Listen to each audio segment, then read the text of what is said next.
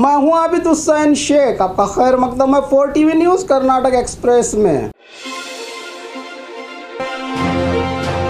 धारवाड़ के mental health और neuro science संस्था दिम्हास में मशीनरी और ज़रूरी सुविधाओं की कमी पर हाईकोर्ट सरकार से नाराज। चीफ जस्टिस ऋतुराज अवस्थी की बेंच ने दिम्हास के लिए फराहम किए जाने वाली सुविधाओं पर सुनवाई की। बेंच ने दिम्हास को अपग्रेड करने और ज़रूरी सहूलियात फराहम करने के लिए सरकार को 3 महीनों का वक्त दिया था, लेकिन सरकार ने कुछ भी काम नहीं किया। सरकार से नाराज चीफ जस्टिस ने कड़े अल्फाज में कहा कि ऐसे काम करने के लिए सरकार को क्या करना चाहिए। सरकार को फटकार लगाते हुए अगर आपको हॉस्पिटल की ज़रूरत नहीं है तो बंद कर दे, कहा चीफ जस्टिस ने। एसपी लोकेश ने 4 कांस्टेबल को किया सस्पेंड। बागलकोट जिला बादामी में रात में केरला लॉरी पकड़कर जांच में तमाम डॉक्यूमेंट सही होने के बावजूद भी लॉरी ड्राइवर को परेशान करते हुए गालियां दी गई। एसपी लोकेश ने इस मामले में लॉरी ड्राइवर की शिकायत पर एएसआई तलवार, head constable Kulkarni, constable Biradar और पुलिस ड्राइवर महेश को सस्पेंड किया। काश के यह आदेश दूसरे पुलिस कर्मियों को भी समझ में आए।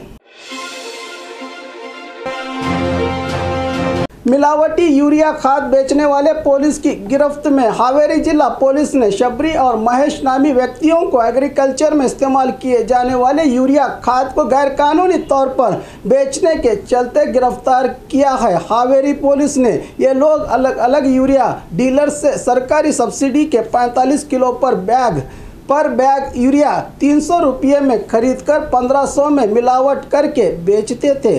मासूम किसानों को और हावेरी से खरीदकर तमिलनाडु, केरला और दूसरे राज्यों को सप्लाई होता था यह मिलावटी यूरिया, कहा हावेरी एसपी हनुमंत राय ने।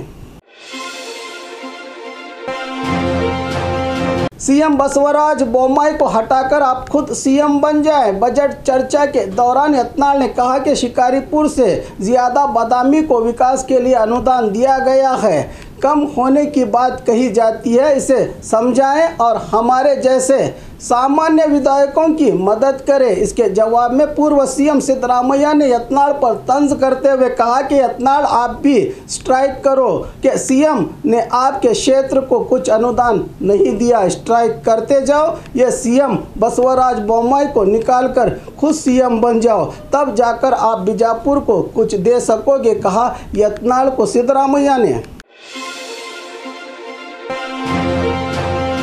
आखिर दुआ रंग लाई। विविधा मठ बीजापुर की बेटी यूक्रेन से घर सुरक्षित लौट आई। बीजापुर की छात्रा विविधा मठ जो यूक्रेन में एमबीबीएस की पढ़ाई कर रही हैं, रूस ने यूक्रेन में बमबारी कर दुनिया में दहशत का माहौल पैदा कर दिया। वहां पर पढ़ रहे भारतीय छात्रा इस डर व खौफ के माहौल से घबराकर देश लौटने की कोशिश में लगे हैं। इन्हीं में से एक बीजापुर छात्रा विविधा मठ भी थी। यूक्रेन में बमबारी की खबर सुनकर माँ बाप बहुत परेशान थे। ऐसे मौके पर तमाम मज़ाहिब के लोगों ने अपने धर्म अनुसार प्रार्थनाएं और दुआ करके इनकी हिम्मत बढ़ाई और विविधा की सुरक्षित लौटने के लिए अपने अपने तरीक़ों से दुआ की। मुसलमानों का एक तबका नमाज पढ़कर विविधा के लिए खुसूसी दुआओं का एहतमाम भी किया गया था। आज उन सब की दुआएं रंग लाई। यूक्रेन से बीजापुर की बेटी अपने घर सुरक्षित लौट आई। विविधा के लौटने पर विविधा के पिता मल्लिकार्जुन मठ, मां और परिवार ने खुशी का इजहार करते हुए मिठाई खिलाकर विविधा का स्वागत किया। पूर्व मंत्री अप्पा साहब पट्टन शेट्टी ने विविधा के घर पहुंचकर सुरक्षित लौट आने पर बधाई दी।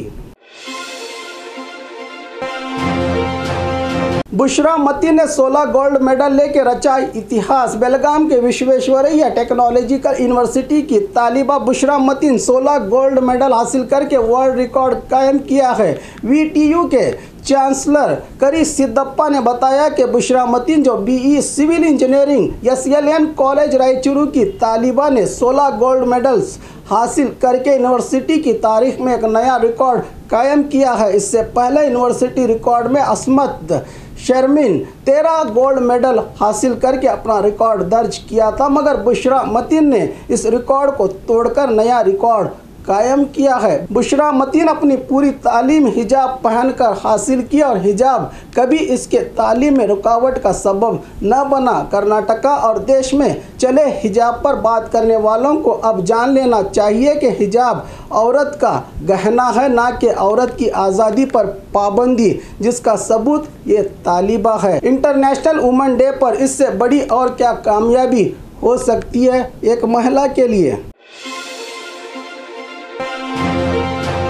बेलगाम में भारत जापान सेना की मुश्तरका बैठक। यहां पर मौजूद मराठा लाइट इन्फेंट्री केंद्र में 3 दिनों के लिए भारत जापान सेना की मुश्तरका बैठक की जा रही है। 3 रोज़ा प्रोग्राम में ये सैनिक आलमी दहशतगर्दी और सेल्फ डिफेंस तरबियत के ज़रिए जनता में खुद एतमादी पैदा करने का काम अंजाम देंगे। इससे पहले भी 2018 में ऐसे प्रोग्राम बेलगाम में आयोजित किए गए हैं। केंद्र सरकार को हमारी मेडिकल शिक्षा जारी रखने की अनुमति देनी चाहिए। यूक्रेन से लौटी गुलबर्गा की प्रिया पाटिल ने केंद्र सरकार से मांग की है कि भारत में ही हमारी मेडिकल शिक्षा आगे जारी रखने की अनुमति देनी चाहिए। सरकार को माँ बाप अपने बच्चों को डॉक्टर बनाने के कितने सपने देखे थे, इस सपने को अब यूक्रेन में पूरा करना मुश्किल है क्योंकि वहाँ हालात बहुत नाजुक हैं। हमारी मेडिकल शिक्षा को भारत में ही आगे जारी रखने का मौका दे सरकार, कहा प्रिया पाटिल ने। सीएम बसवराज बोम्मई ने दोबारा जारी की यशस्विनी योजना। आने वाले विधानसभा चुनाव के पेश नज़र सीएम बसवराज बोम्मई ने यशस्विनी योजना को दोबारा जारी किया है। राज्य में इस योजना के चलते 50 लाख से ज़्यादा लोग फ़ायदा उठा पाएंगे। फिलहाल राज्य में कर्नाटका आरोग्य योजना से राज्य के 43 लाख लोगों में से 30 लाख लोगों को इसका फ़ायदा नहीं मिल पा रहा था। इसी वजह से जो माली तौर पर कमज़ोर और मिडिल क्लास लोगों को अपने निजी खर्च से इलाज करना पड़ रहा था। इसी को देखते हुए सरकार ने यशस्विनी योजना को दोबारा शुरू किया, जिससे सबको फ्री में इलाज करना मुमकिन होगा, कहा सीएम बसवराज बोम्मई ने। बीएसएफ जवान अपने 4 साथियों को मार के खुद को मार ली गोली। ये घटना बीएसएफ पंजाब के अमृतसर हेडक्वार्टर 144 कासा में घटी है। बीएसएफ के जवान सत्तप्पा सिद्धप्पा जो बेलगाम जिला हुलेकेरी तालुका वंतमुरी गांव के रहने वाले हैं। कहा जा रहा है कि बीएसएफ जवान सत्तप्पा पिछले कई दिनों से मानसिक रूप से बीमार थे। उन्होंने इतवार को बीएसएफ हेडक्वार्टर 144 में अंधाधुंध गोलियां चलाई और खुद को भी गोली मार ली। इस हादसे में एक जवान गंभीर रूप से घायल हुआ है, तो वहीं सत्तप्पा समेत 5 जवानों की मौत हो गई है। इसकी जानकारी दी बीएसएफ के अधिकारियों ने।